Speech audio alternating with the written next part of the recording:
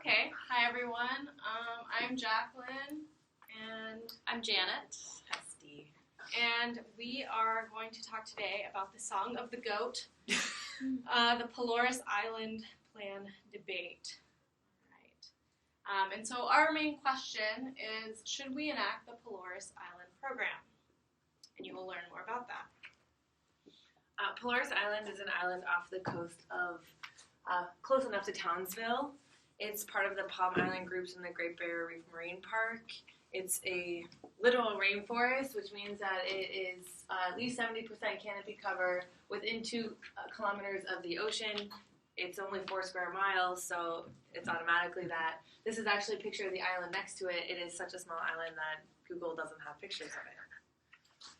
And just to refresh everyone on the primary components of what the Pelorus Island Plan entails, so we have this issue of introduced goats on Pelorus Island, and it's causing environmental degradation due to overgrazing. And so the meat of the plan is that they're going to introduce dingoes onto Pelorus Island to predate the goats, and then after they're done with their job, the dingoes will die because they'll have been embedded with 1080 poison, so they won't predate on anything else other than the goats, is the plan. Right, and so we're going to show you a short video, hopefully.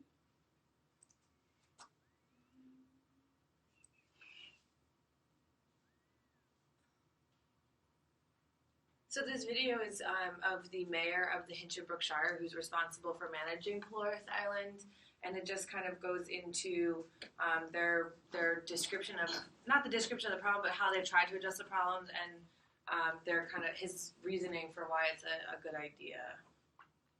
To control the goats. Previous exercises, such as trying to trap them or trying to shoot them, proved pretty impossible because of the nature of the terrain. You can see she's a bit rugged. We've also tried aerial shooting, but the problem is that there's so much vegetation up on top that, we can't get a clear shot. So when the boys come up with this idea, we just thought, well, that's perfect. This is nature. I mean, the dingo is a predator. The goat is a source of the dingo's affections. So we believe that, just put nature together and that'll sort out a problem. He says the council has a responsibility to act. All right.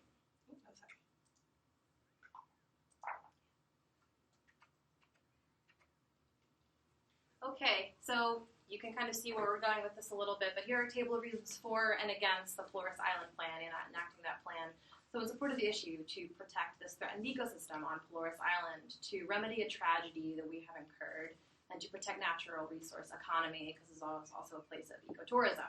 Opposed to the Pelorus Island Plan, we're considering the protection of other native fauna, questionable animal welfare, predominantly the dingoes, and this may not mimic nature. And so mimicking nature and kind of remedying this tragedy that we've incurred is the focus of our primary argument. And so our conclusion is we should implement the Pelorus Island Plan. So we're going in support of this plan. And our first premise is that the environmental degradation on Pelorus Island is an ecological tragedy caused by our actions, by human actions. Our second premise leads into we ought to appropriately respond to tragedies caused by our anthropogenic actions. Third premise, the Pelorus Island Plan is an appropriate response to the tragedy we've caused. So our conclusion is we should implement the Pelorus Island Plan. And so to get into this a little bit more, our weakest premise here is that the Pelorus Island Plan is an appropriate response to this tragedy that we've caused. And you can see in the breakdown of this table too, which I won't get too into because we have 2 other arguments to go over. But basically our belief was that no, it's not appropriate. Yes, this is controversial. Not only the introduction of dingoes, but what happens to the dingoes afterward. The whole plan seems to have controversy embedded within it. And whether it's appropriate or not is completely uncertain. And so this leads to we should implement the Pelorus Island Plan, but our weakest premise is that this is an appropriate response to the tragedy we've incurred.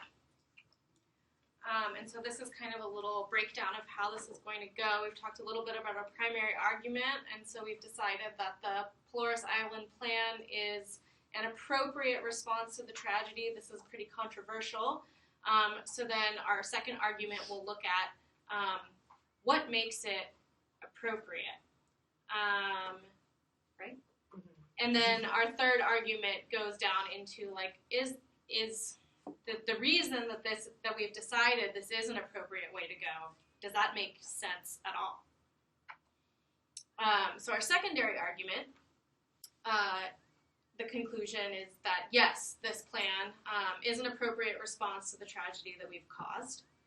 And our justification for this is that predation is a part of nature. And by introducing dingo predation to Pelorus Island, the plan mimics nature. And our premise 3, management actions that mimic nature are an appropriate response to an ecological tragedy caused by anthropogenic actions. So again, this really revolves around that idea of appropriateness. And that mimicking nature is generally, we accept, yes, that is an appropriate response to ecological issues. And the weakest premise of this argument is it is undeniably true, predation is a part of nature. But by introducing predation to Pelorus Island, the whole plan mimics nature. And this is not true and not appropriate. So I just want to, one other thing is that we had discussed that P3 is also controversial, and we don't know if that is the right response, but because P2 is so not true, there's not even really a purpose of addressing this because P2 makes the entire argument crumble. So our tertiary argument is actually, I think we spent quite a while on this to figure out why this whole thing doesn't make sense. So basically what his conclusion was, by introducing dingo predation, the Pelorus Island plan mimics nature. I was like, we don't really even need to talk about why that's not true, but we needed to break down why and make it really obvious. So the first premise is, if part of a plan mimics part of nature, the entire plan mimics nature. Introducing dingo predation mimics nature, and therefore by introducing dingo predation, the Pelorus Island plan mimics nature. And the first premise, you're just like, well, that's not true, because you can say the exact reverse. If part of a plan doesn't mimic nature, part of nature, then the entire plan doesn't mimic nature. It's a fallacy of composition, and it just is completely ridiculous. Now you know why. Yeah, and now you can know why. And so like I said, this part of a plan mimics part of nature. So you have dingo predation, which makes the entire plan mimic nature, and then the reciprocal is a time-release 1080 poison, which is does not mimic nature, and then that makes the entire plan not mimic nature, and so therefore the entire plan does and does not mimic nature at the same time, which is completely contradictory and is impossible in the original Aristotle's three laws of thoughts, and which is the law of contradiction. That's the most handsome picture of Aristotle. Right? That's what I said. Yeah, he's stunning and so smart. And so it's like you can't be A and not A at the same time. You either are A or you're not A, but you can't be not and B and not B. And actually the nub is, what was that, Michael, you said this? This is the nub. This is the core of the issue. After all that, I mean, it's... And just the 1080 poison is like one part of a non-natural part of the plan. Like pretty much the only part of the plan that is natural is, yes, dingoes are predators and goats are prey. And we're hoping that the dingoes are going to prey on the goats. But there are a lot of other like endangered small mammal and rodent species on the island that the dingoes will likely go for anyway. And the dingoes are being neutered. They're non-familiar males. Generally, they don't hunt that way. So there are a lot of other things going on that he's kind of shoving into the background that may, because of their non-natureness, making that word up, may kind of make this plan actually really unnatural. Yeah, so he's generalizing all of this as nature, even though it is clearly against the interest of the ecology of dingoes and the ecology of predation, and also the welfare of both the dingoes and the goats. And this process reveals holes in that argument, but as you can tell from the other presentations as well, if you have the mayor of the shire communicating that this is part of nature, that might be the soundbite that people see, and so you can see the danger in not unpacking every part of the argument and not analyzing in this way. Right. It's just like I can't believe this is what it came down to. Like it's also like it's laughable, but now it makes a lot more sense. Yeah. And so we, as you can imagine, we're left with many more questions, but we're wondering too if mimicking nature is appropriate management or is an appropriate plan. And then in addition, we're wondering even how you define nature or how we define what is appropriate. And so we find ourselves kind of back at the beginning. I don't know if I want to add anything with that, Jaclyn. Yeah. So kind of undeniably, we have incurred some natural tragedies, and also undeniably we feel the need to kind of remedy them and respond to them in a way that hopefully won't incur further tragedy, which is why, I mean, like, I can't really blame the mayor for getting on board with this plan because, like, in the first place, the goats ended up on the island as food for, I think, fishermen, Shipwrecked sailors and lighthouse keepers, and ended up overpopulating the island and then causing major environmental degradation, habitat loss, erosion, etc. And so we want to put the dingoes on the island to prey on the goats because that's what we think is going to be most effective. And we recognize that we have learned from our past mistakes and tragedies that we've incurred, and we don't want to have the dingoes now overrun the island. So we neuter the dingoes, and we put 1080 poison capsules in them that will release in 2 years. So if we are unable to sharpshoot the dingoes, they will die anyway, and there's no risk of a dingo population suddenly springing up on the island, which brings us to these ethical questions about issues like this. Like if and when and how to intervene in a situation like Pelorus Island. Right. So the question, I mean, there's a couple questions that we talked about. Sorry, just back to the tragedy thing is that we've talked about this kind of, if we recognize that we've incurred a tragedy and we feel like we need to remedy that tragedy, how do we look into the decisions that we make that won't incur further tragedy and also in this process kind of alleviate us from suffering the consequences? So by alleviating our tragedy that we've incurred, by removing the goats, we are now taking we're not suffering from that because we're putting that suffering onto the goats.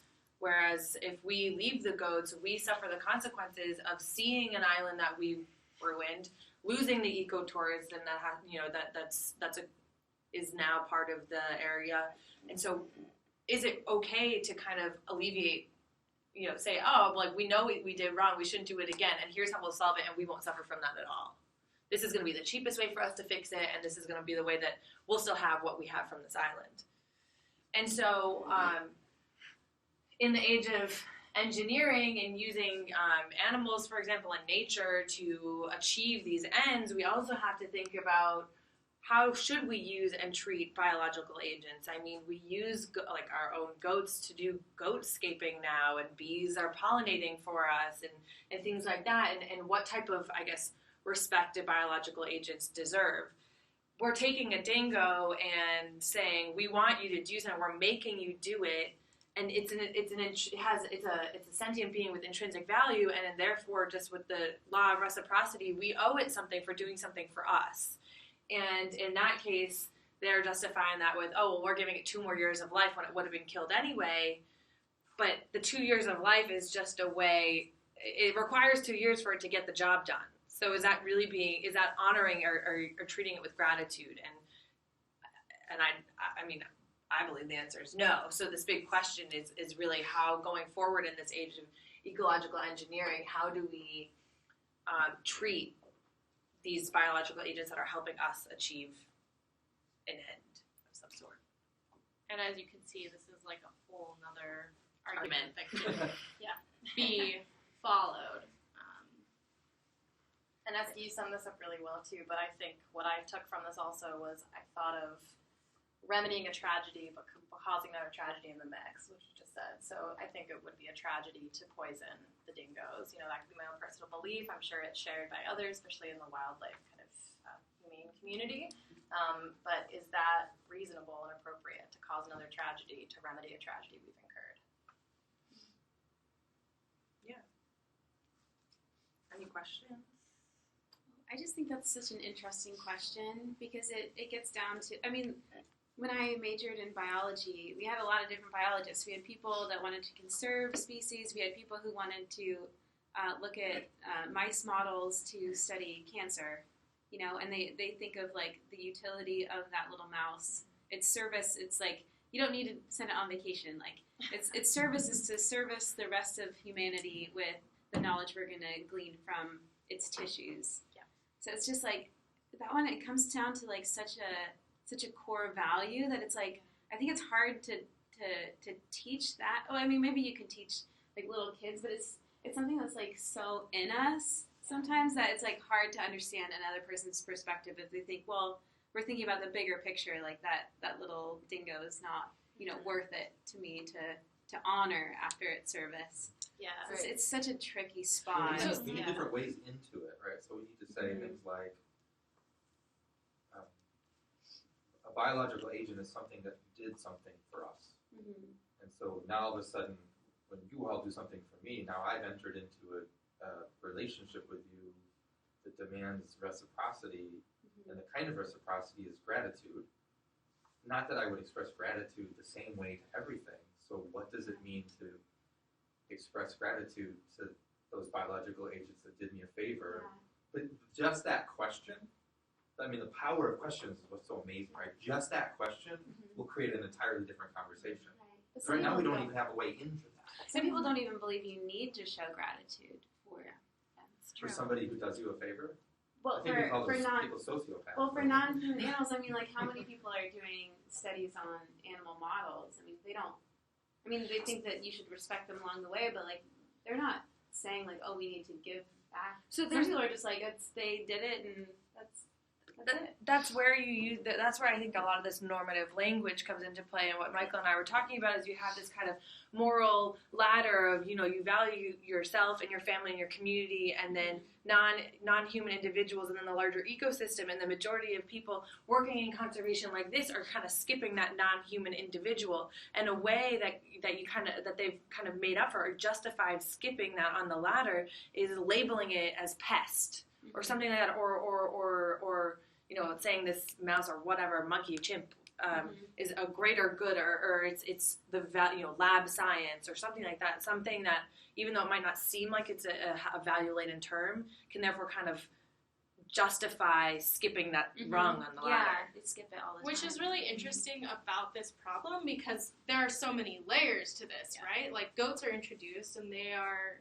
you know, doing what goats do on the island. They're populating, they're eating, and it's not really the goat's fault. And yet, like, even I am more troubled by what's going on with the dingo. And I don't know if that's because the dingo were, like, conditioned for these, like, more charismatic megafauna and that goats serve, you know, kind of a domestic role. And they've kind of grown up on farms and we use them for their wool and their food, right? And this is like a dog, right? And it also feels particularly abusive because, you know, we're putting them there to do us a favor, to do us a service, and then we're killing them afterwards. So I think it's interesting, you know, also how we think about these two parts of this plan. And I really question too, like, okay, so why am I less troubled by what we're doing to the goats? And I think that comes down to similar questions that we're talking about. Yeah, and Esty brought this up also, but I think of a ladder, but also value of life on different scales. So one could value the life of the ecosystem that is Pelorus Island, which would mean getting rid of the goats, but you can also value the life of the goat. They didn't, you know, swim their way over there, or value the life of the dingo, as we concluded with. And so what is on the surface a seemingly like simple issue, we unveiled that it's actually quite complex. And Chelsea, Notice saw what your hand happens up. though. So if I say system is of value, and then I say the individuals that are threatening the system is of value, I've got a conflict that we seem fundamentally unable to sort out, except for this way. I say the system is not of value, therefore maximize for the good of the individual, or I just do the opposite. So I just deny one or the other. I mean, one way to navigate a dilemma is to deny one of the prongs of the horns. I'm just saying I'm not in a dilemma. But the moment you say these things are both valuable and in conflict, now you have to have some way to sort out that conflict. And I mean, at this point in time, we are not, at least the West, we are not good at that. Right. And so we I think do not have mechanisms for that. And that's kind of the goal of compassionate conservation, is to make this conflict apparent, because people Create conflict. people just don't recognize it at all. And also another part is not being specious. So giving all of sentient beings have intrinsic value, and saying, it's easy to say, why would you do that to a dog? But like, Jaclyn said, like, it's not so easy to say that about a goat. And in the perspective of compassionate conservation, well, a goat doesn't have less value than a dingo just because we like dogs and think of them as animals in our home. And actually, the public debate, there was a huge petition, the public debate all over the world. People were signing on it, and they said, how could you do this to the dogs? Da, da, da. And no one mentioned the goats. And in the RSPCA and the center as well, I mean, in our discussions, it was like, well, why would you put this on the goats? Why would you impact their welfare, impede on their welfare because of a mistake and a tragedy that we caused? It may be that predation is natural, and or natural where it's already established, and we do support top-down species management, but not for the sake of this kind of to achieve our ends and to remedy our own misgivings or our own actions. Tim, can you say that? Oh, it's fine. I just wanted to pick up on something that you had said at a certain point, Esty, when you were talking about how the plan is in some sense foisting responsibility onto the goats. So this is a problem we cause, and we're kind of holding the goats responsible for it. So you kind of set up this distinction between, we can do management to save our ecotourism infrastructure, or we could just let the goats be. But I wonder if it were, and I know that this is an issue, that the goats might be detrimental to the health of the island ecosystem, right? So there are actually other interests at stake other than humans, goats, and dingoes. Mm-hmm. And so I wonder There's how also the that breeding, confuses too. this matter even more, and whether, if the mayor had come out saying that I'm really concerned about, all these this diversity of life that exists on this island, and would that affect how you look at this issue? Yes, so we had talked about that, and how do you balance all these different values, and then, but then just something that pops in my head is they're like, well, the goats are eating the habitat for all these smaller rodents, and they're declining. Actually, Ben Allen was like, I'm surprised that these rodents are still here. But if, in the sense of this program, they're also ignoring just predation ecology in general, and maybe all those animals would be eaten anyway by the dingoes before the goats were killed. So either side, they're at risk, I think, in that sense. But yeah, I think that is a question about I don't know. It's hard to balance those. Or you're saying, like, juggling the different values and hitting the balls out. Right. So once I do that, I acknowledge that all these things are important, and so which actually just heightens the tragedy. Right. Right. So there is no way, once you acknowledge the value of all these things, there is no way to escape this tragedy without doing harm. There's no way. Well, that's part of what needs to be engaged in the tragedy, right? There's going to be harm. And so the question shifts then. What's the right harm that should be endured? Right. And I don't know what I think of this argument, but one thing you could say is that, well, since we were the agents of the harm, an option that doesn't morally censure, that doesn't inflict harm on us, and then allows us to doesn't rub our nose in it in a way, right? And then therefore it both allows us to do it again, and it penalizes something else. And it seems like there's only one thing that inflicts harm on us, and that is doing nothing, which then harms the system that we appreciate, that we enjoy. And then I had this great idea. Weird idea. Yeah. I thought, wow, this is like the epitome. This is that content, that situation. That's shame. That's like the manifestation of shame. And so what we could do is we could create international monuments of shame. And we could create a huge map and a big mural map, and people could nominate international monuments of shame, and we could put them on the map. because that's another way to sort of acknowledge that we created these problems. And then I thought, could we get that crowdfunded? But on that note, something that I was thinking about the entire time when you guys were talking, and I never really brought up, we take this kind of royal we humanity, but I didn't make the decision to put the goats there or do whatever got the goats there, and I don't think anybody in this room did. So again, this idea of punishment, that's another way of subverting the individual to the collective. It's taking a collective notion of humanity and ignoring the differences between us. And obviously it's a temporal difference and it's just an individual difference. So that's another layer. And that reminds me of the interest conversation we had in the last group also, is who's That's probably why I said I wasn't sure what I thought about that. Yeah, and I think also and this is why I was talking about this biological agents, and this is something that I'm going to work on in my case study, is that should we decide that the least amount of harms is going to occur by removing the goats, is the use of the dingoes in order to produce, to get to that end, is that the best way or the most ethical way to do it? And that's where we look at how do you treat and use biological agents in a moral way. Tam, what do you want to say? As far as scale and the dingo and the goats, you guys haven't clearly stated, are these dingoes going to fall subject to the poison and they'd be left on the landscape? And then if so, this natural biodiversity you want to protect, which I'm not aware of, but if they have scavengers that come and scavenge these dingoes and are going to die from that poison. That is completely not a concern of anybody in Australia, because when I mean that this poison, they embed it in kangaroo meat and fly over landscapes and throw it out the windows. No joke. Right. Like dogs are not allowed in national parks because if your dog comes back with a fox leg, it will die. Your dog will die. Ooh, you could just collar them, and then when they die. So they are collared. They are collared.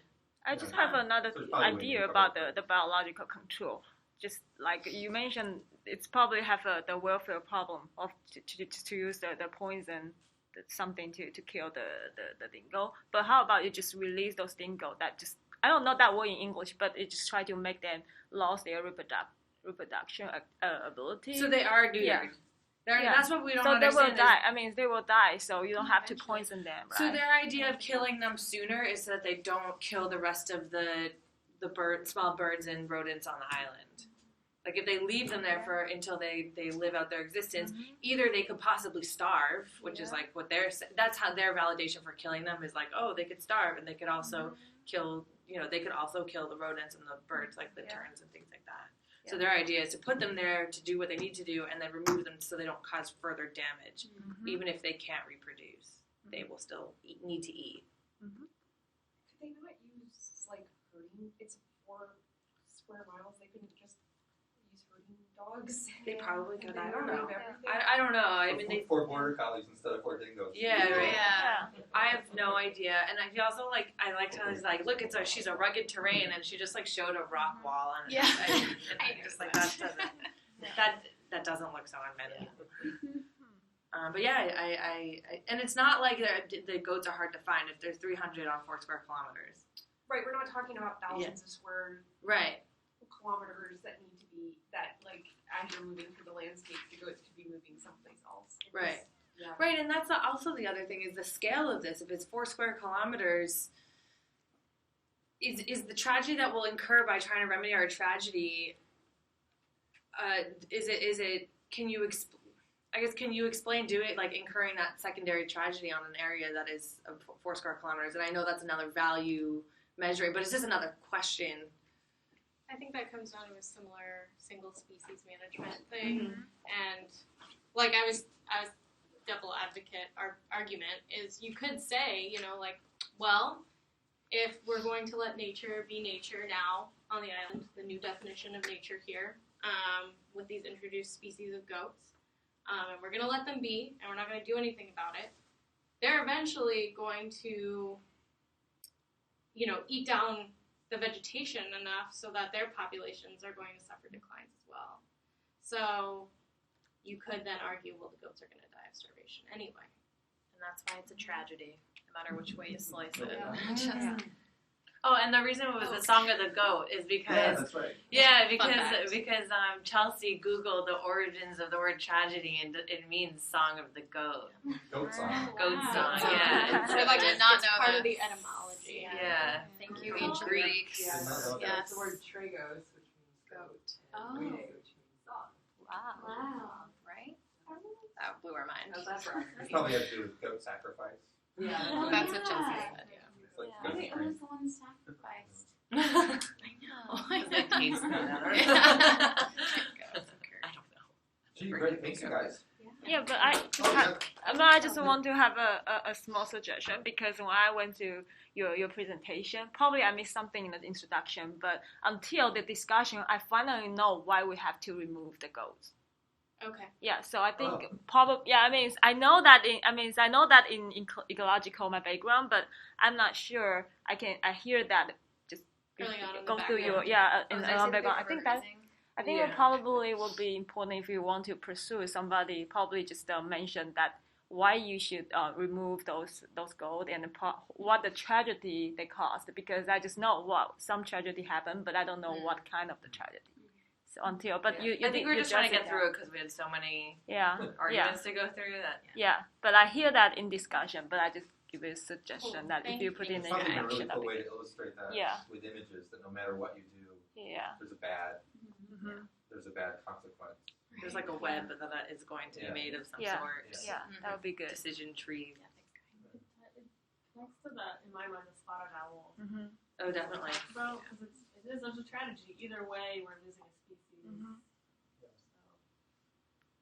One of my colleagues said this is a really, really tough issue. I don't know if we should kill spotted owls to say spotted owls, but I'm pretty sure there's a special place in hell for people who kill owls. This is like, this is just crap. You know, Yeah. it's just crap. Thanks.